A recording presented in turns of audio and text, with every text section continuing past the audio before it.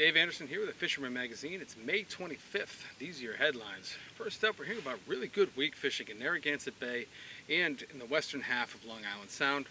Also heard that the Cape Cod Canal went off with really big striped bass this week. And speaking of stripers, we have some details on when those emergency striper regulations will take effect in New England. Stay tuned for all that and more on this week's New England Fishing Forecast. The fishing news is sponsored by these fine partners.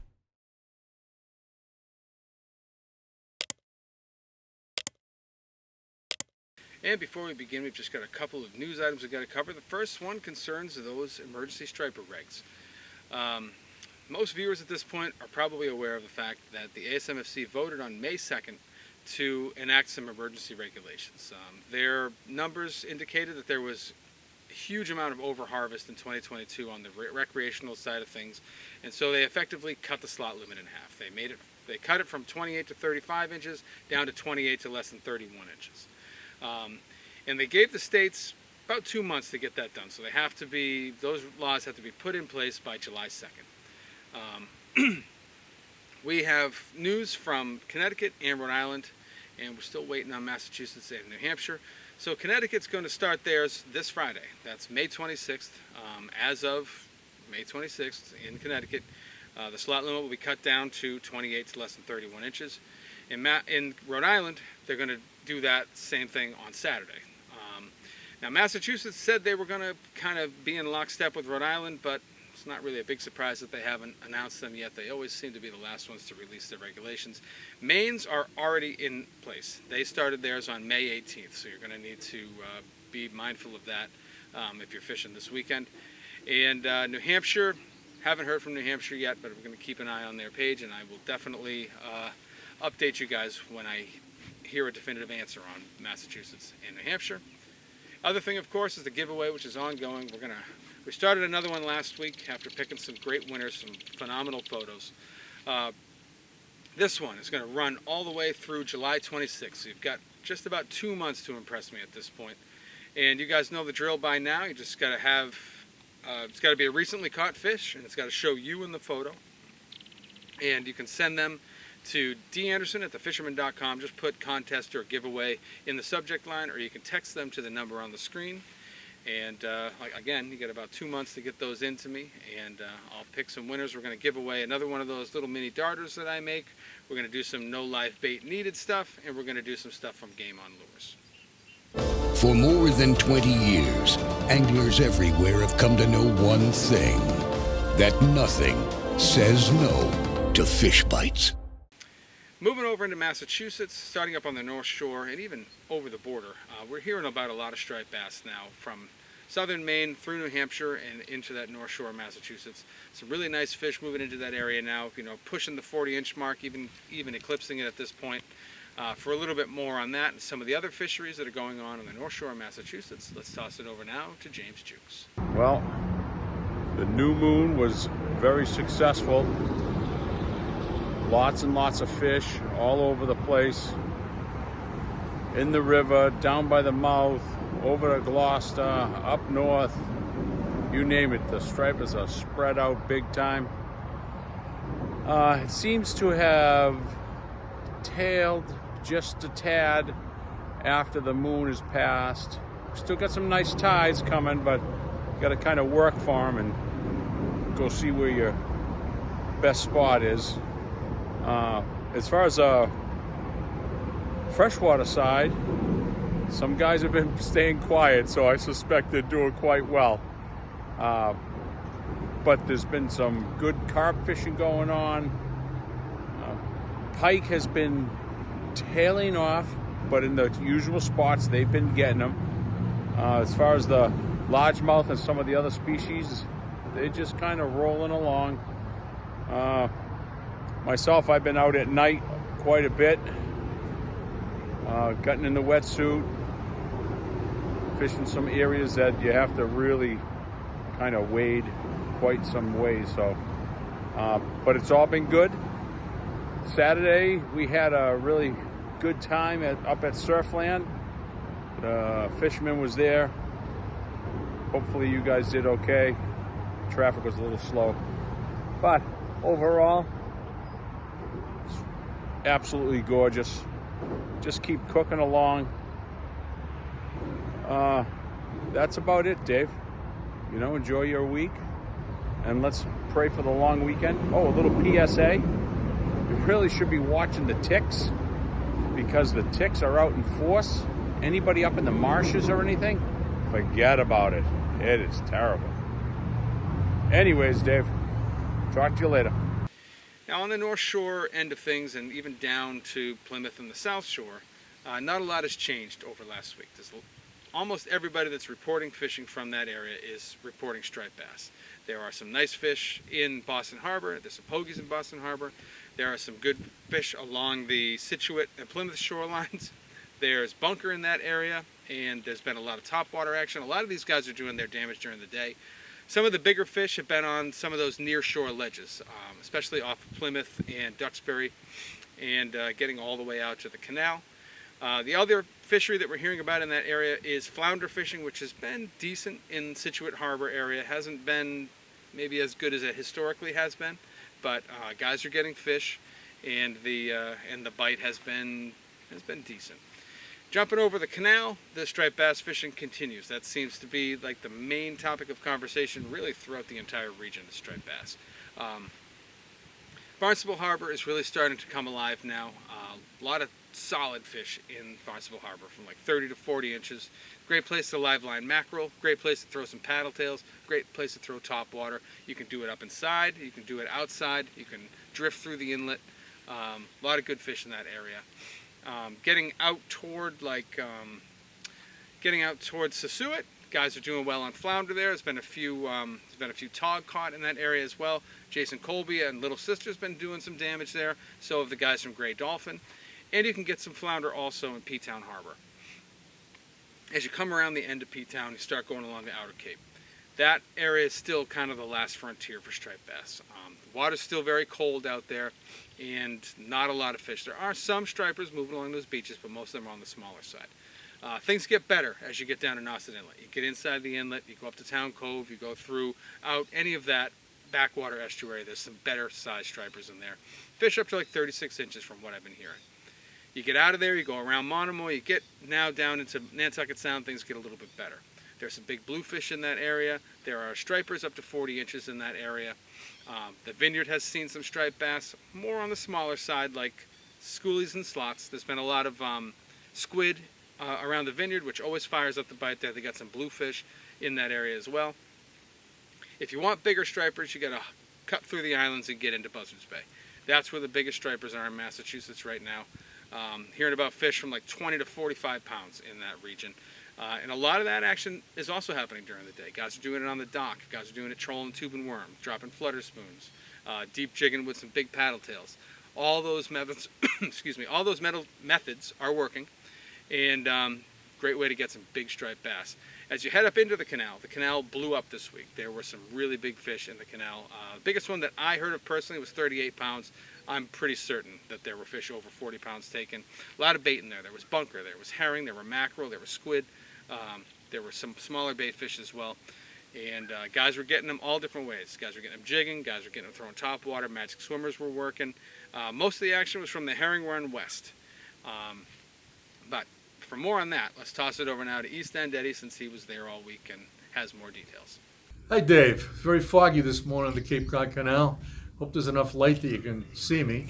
It's still really good fishing here. Guys are catching a lot of fish. It's not as good as it was the first 2 weeks, but that had to stop because the first 2 weeks of May were just phenomenal, abnormal, one guy said, and I think he's right. But a lot of the new moon on Friday ushered in some nice breaking tides just in time for the weekend. And a lot of guys have gone to the East End. They're doing very well there. On the herring run, a guy caught a 36-inch the other day while he was chunking. And on the other side, they were doing well as well. And moving down past the Bourne Bridge, Bill on the Grill Prudo caught a 35-inch after, that was about his 7th fish for the day. And he was fishing with Tim Hollywood Petrarca, who caught a 43-inch after about another six fish. They're both using glide baits, and they're both having a great season. And moving down farther to the west end, a guy came all the way from New Hampshire, Alex Rukas, who caught a 36-inch and a 28-pounder and some other fish, all on a green mackerel savage. So it was worth the trip from New Hampshire, the long ride.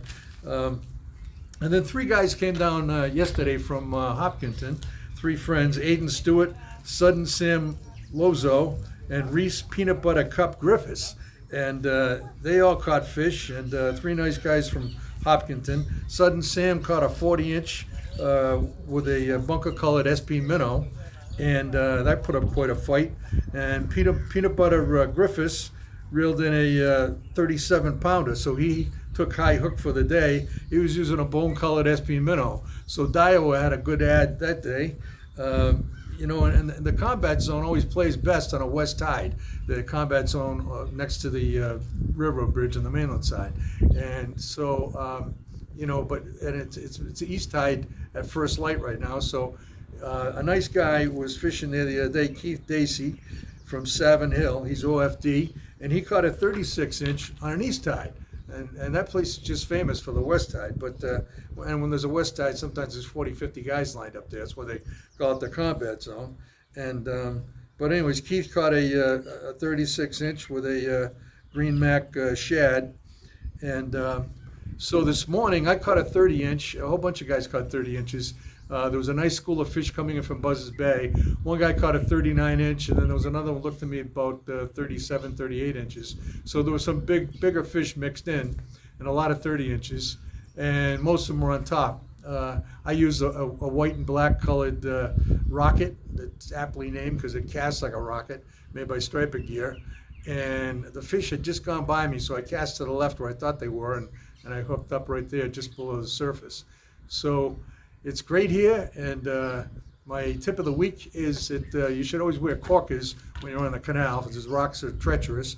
And so I wear the kind that are like a sandal that attach to my boots.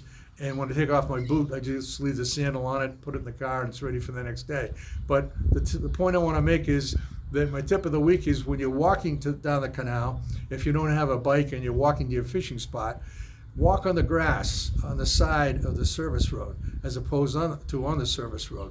Because if that macadam, I would imagine, would eventually wear down the tips of your spikes on your corkers. So probably better to preserve them by walking on the grass. So until next time, keep your hook sharp and your lines tight. Subscribe to the Fisherman magazine today and compete in the Dream Boat Fishing Challenge. It's the Fisherman subscriber-only season-long, region-wide, multi-species fishing competition to win a Steigercraft and many more prizes. Subscribe, fish, win. Heading out of the canal, you got some bottom fishing going on along that Massachusetts shoreline. You got scup and you've got tog. Those fish are kind of mingling in the same water. Guys are getting them in like 15 to 35, maybe 40 feet. You may want to check out the hot spot in the June issue. That's Fort Rodman. That's off New Bedford. Great place to catch some scup from shore. And if you got a boat, you can also check out, there's like a little hump about a quarter mile south of there that's definitely going to hold some scup and probably hold some tog as well. So that's definitely some place you guys can check out. And there's still lots of striped bass in the estuaries all along that same stretch, you know, from the canal all the way out to the Massachusetts border. It could be the Wareham River, the Wee Antic. It could be the Mattapoisett Harbor. It could be New Bedford Harbor. It could be Paden-Aram Harbor. It could be the Westport River. There's fish in all of them, various sizes, and it's just great fishing. Everything's looking good out there.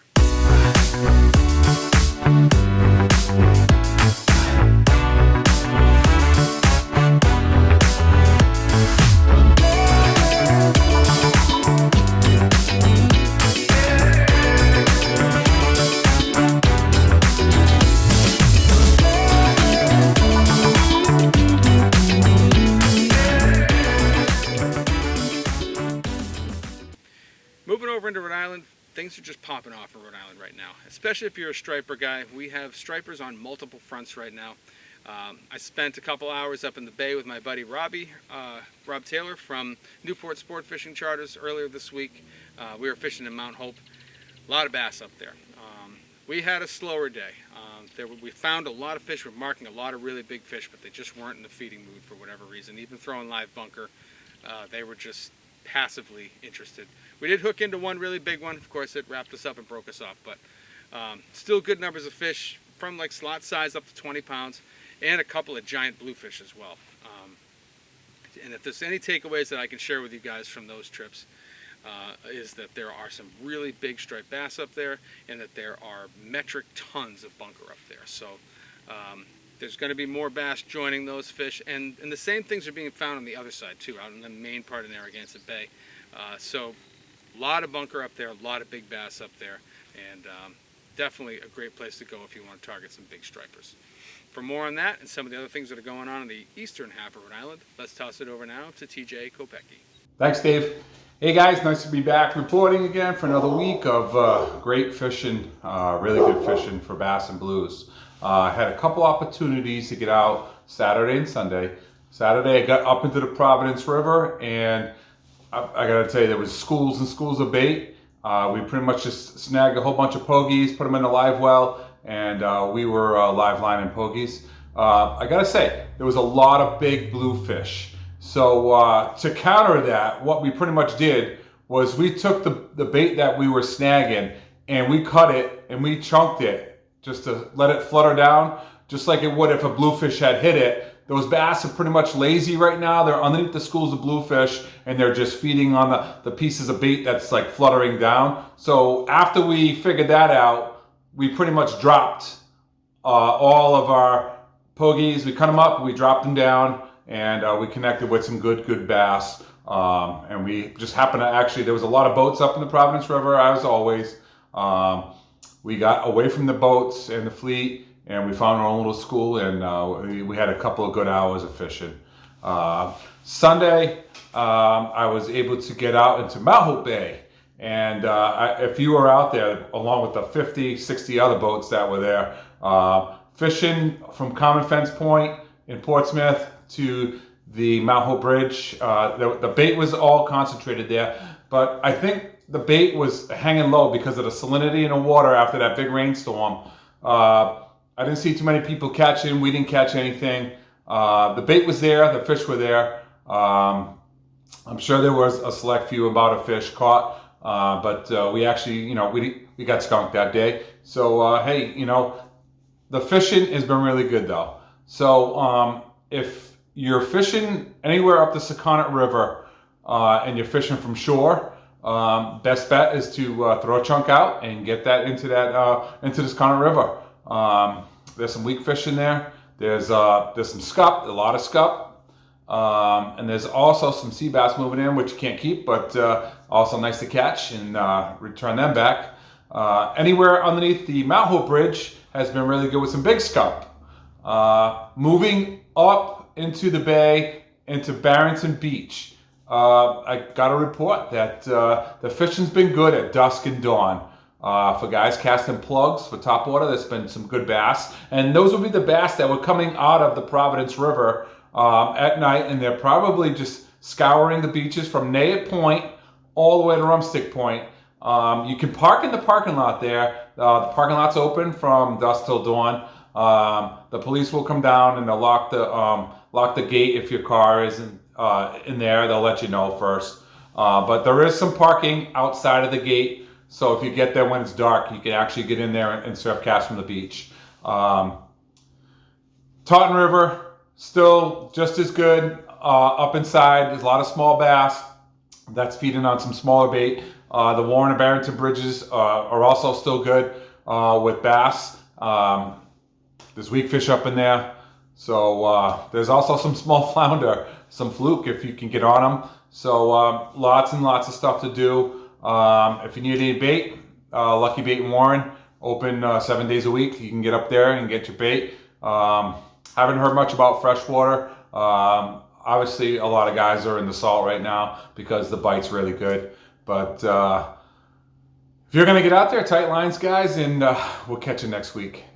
Hey Dave, John Lee with JL Charters. It's Wednesday afternoon. We're heading out to Block Island for some stripers and blues. This is my first trip to the island this year. We've done some fluke trips close to home. I've done some commercial sea bass trips. The fishing around the island, I hear, has been good with smaller bass. But we're going to find out. The fluking on the beach it's just been hit or miss. We had one good day, one slow day, and that's what I got for you. Thanks a lot. We'll be standing by. Heading out of the bay, there's lots of stripers out front as well. And a lot of these fish are relating to the reef. So whether it's Brenton Reef off Newport or Sugar Reef off of Watch Hill, doesn't matter. Any of these other reefs in between, if it's got breaking water on it or if it's a deep water reef, they all seem to be holding some bass, or at least most of them do. A lot of the action has been on top water. Guys throwing the dock, guys throwing splash walks, stuff like that. And a lot of these fish are well over the slot, looking at like 20 to 40 pound fish. So that's something that's pretty exciting. I was talking to the guys from Watch Hill Outfitters. They said it's been going off down by them. And I talked to quite a few charter caps that fish outside of Newport, and they said it's been awesome out on Brenton and some of the nearby reefs. So lots of bass around and lots of opportunity. Togging is still going really strong. 15 to 40 feet of water seems to be the range, and that's going to close up soon. So you still got a few days to get that done. Fluke fishing is still just kind of puttering along. We're lacking squid, especially on South County. There are some squid out there, and the guys that are catching fluke are finding those little pods of squid, but we just haven't seen that major influx yet. And when we do, we should see that fluke fishing really start to fire up. And lastly, in Rhode Island, this is weak fishing. That's been mostly up inside the bay. You're in Apponaug Cove, you're in the Kickamuit, you're in the Palmer River, maybe you're in like the Bristol Narrows. But all along that, in those estuaries that kind of spill out into the main part of the bay, it's been a surprising bite of weakfish. This is the third or fourth year in a row now, so maybe it's not surprising anymore. Maybe it's more of a new pattern, but good weakfish bite going on there, and guys are getting them from kayaks and from boats. I haven't seen a shore caught one yet, but I don't doubt that it's happening, and that's what I have for you guys in Rhode Island this week.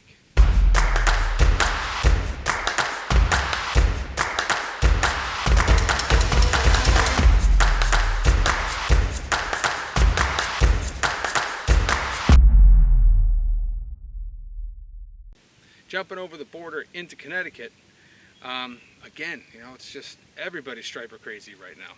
The race lit back up with stripers again. So last week, you remember, it kind of fizzled out, but we got a new wave of fish coming in. A lot of these fish are right around the slot or like up to 40 inches. So pretty similar body of fish to what we had before. Figure it's like 26 to 40 inches with a few, real jumbos mixed in. Same thing could be said for the Thames River, where we've seen fish up to 40 inches coming out of the river, and even a couple bigger ones just outside the river. Then you head west from there, you go to the Connecticut River, and you've got some big bass in that area as well. The water temps are still optimal inside the river for some topwater action or like fast fishing some soft plastics. And then the reefs outside have got some even bigger fish. For more on that, let's toss it over now to Mike Roy from Real Cast Charters. Hey, what's going on, guys? For this week's fishing report, striped bass fishing has been improving, and it's been really good. Fish are starting to move into their spring/early summer areas. There is some wide variety of size ranges. There are schoolie stripers all the way up to 40-plus inch stripers. As far as the bait goes, there is loads of butterfish and sand eels in eastern Long Island Sound on many of the reefs. In the rivers, we're still not seeing a lot of bunker. There's a sparse amount of bunker, but I'm hoping that is going to change. I expect more bunker to start filtering into the rivers within the next week or two. Also, some big bluefish around on the eastern Long Island Sound reefs. Actually, some giants. We've seen bluefish up to nearly 20 pounds this week. So there's some real gators out there. Hopefully they'll stick around to the end of August when that bluefish tournament is going on for the people doing that. And I know black sea bass opened up. I haven't had a report yet, but I will get back to you next week on the black sea bass fishing. Still some big porgies kicking around. So get out there soon and get ready for the spring and early summer fishing to really kick off. Rowan Lytle is out of town, so we're not going to get a report from him, but I did see on his Instagram that he also had landed a nice weakfish up inside the Connecticut River this week. It's been that's been maybe the more surprising bite that we've seen of weakfish is inside the Connecticut River. Guys are getting them up in there, and then, you know, the further west you go from there, the better it seems to be. The other thing that's going on is the striped bass fishing that was confined to the Western Sound is now starting to move east. So I was talking to TJ from Rock and Roll Charters. He said it's old school right now. He said it reminds him of, you know, the fishing he had 20 years ago. So there's a good mix of sizes, and there's some really big fish, you know, off of the Clinton area right now. So they've made their way east from there into Clinton waters and further into Madison and areas like that. We're also seeing a lot of bigger bluefish moving into that area now. Guys that want to catch fluke are crossing the Sound. It's still a New York state of mind for that. You got to go over to Northport, you got to go over to Port Jeff, you got to go over to the Peconics or Montauk. They will eventually come over, but they just haven't made the crossing in any kind of big numbers just yet. And then way out west, still just tons of big bass being caught. Guys are doing it at night with chunks, they're doing it in the daytime with mojos, they're using flutter spoons, they're throwing the dock, they're throwing live bunker, probably a bunch of other methods I haven't mentioned, but there's just huge numbers of really big bass out there. For more on that and some of the other things that are going on in the Western Sound, let's throw it over now to Max Finch from Fisherman's World. What a week of fishing in Long Island Sound. We've seen some monster gator blues show up.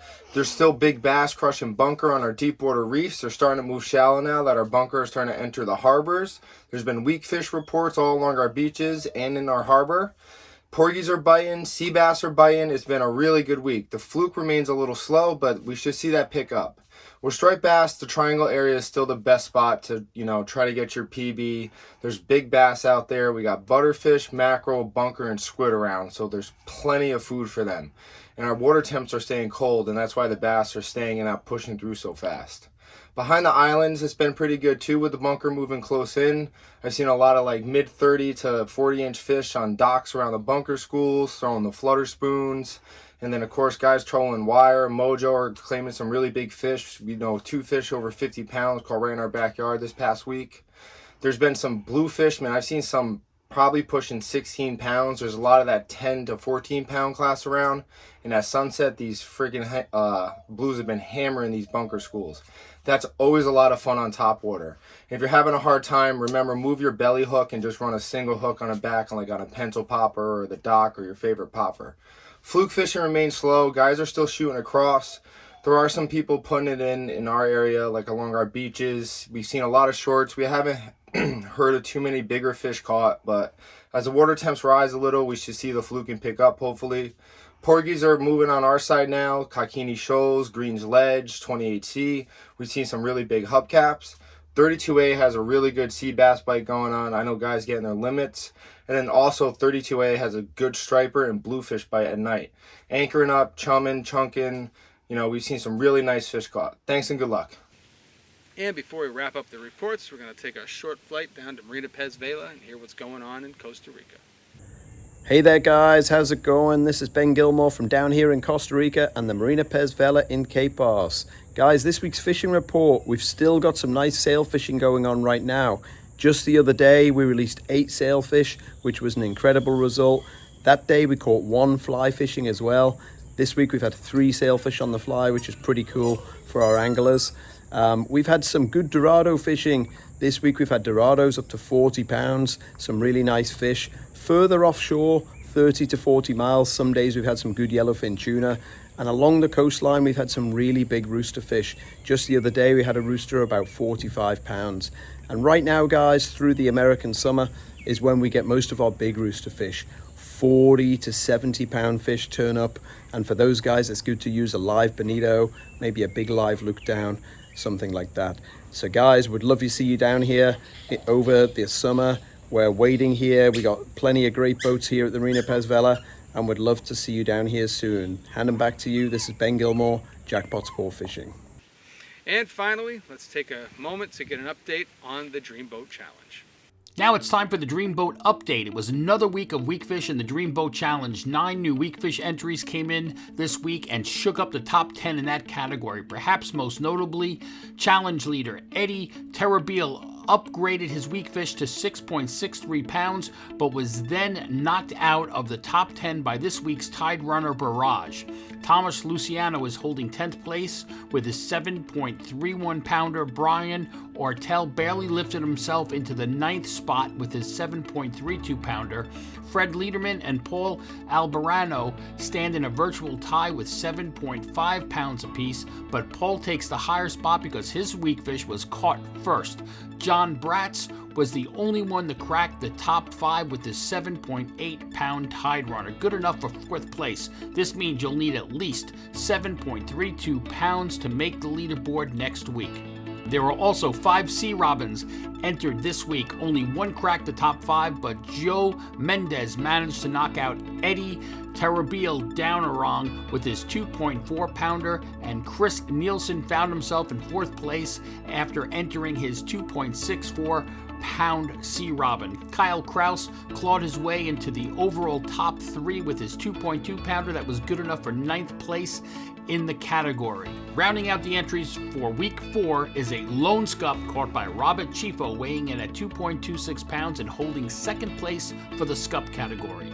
The current top 3 for the tournament looks like this. Kenneth Fay holds 3rd place with 10 points. Kyle Kraus sits in 2nd with 11, and Eddie Terrabil still holds the lead with 15 overall points. The Dream Boat Fishing Challenge is the Fisherman subscriber-only multi-species fishing competition with a chance to win a new 21-foot Steigercraft center console powered by Yamaha, along with many other great prizes. Visit thefisherman.com to subscribe and get all the details so you can be part of the action. And that's what I have for you guys in the reports this week. Hopefully you're going to find it inspiring. I mean, if you're a striper fisherman, you can't be sitting on your hands anymore. There is just too much going on, too many places you can go to get big fish. Doesn't matter if you want to do it from the surf, boat, kayak, paddleboard, there's big bass around. And I mean, honestly, it might be one of the best years I've seen in a long time for 40+ pound fish. It's just been phenomenal. If you're not a subscriber to The Fisherman, I highly recommend you head over to our website. That's thefisherman.com. There's enough free content on there to give you a full taste of what we offer. We cover everything from Delaware all the way up to Maine. We do some travel stuff, and we cover all species, fresh and salt. Doesn't matter if it's inshore, offshore, surf, heading up to the Salmon River, going up to Maine for smallmouth. We cover it all. It's $30 for a year. You get 12 paper issues sent to your house, and you get 26 digital issues sent to your email box every week during the fishing season. That's from April to mid-November. It's the best $30 you can spend in fishing. I appreciate you guys for watching, and we'll see you next week.